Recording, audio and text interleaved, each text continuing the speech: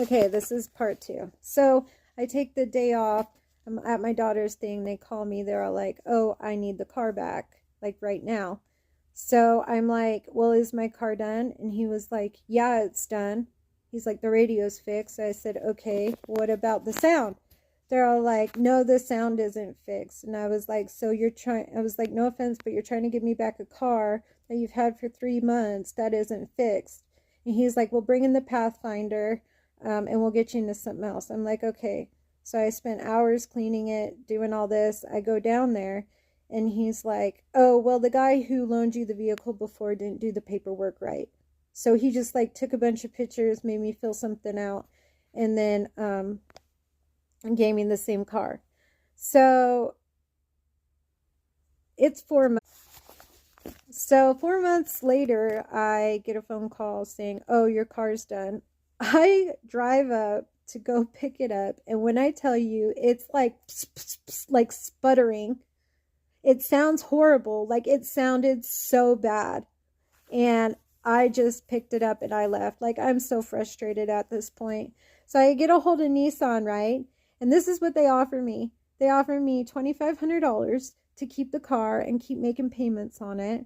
Or they offer me for them to buy it back. But here's the kicker.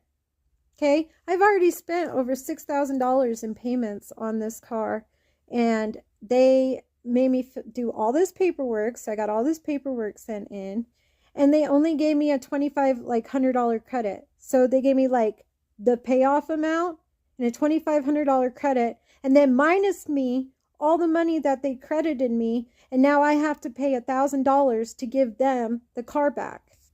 So I'm going to be without a car, $1,000 less, lost all that money that I have invested into that car.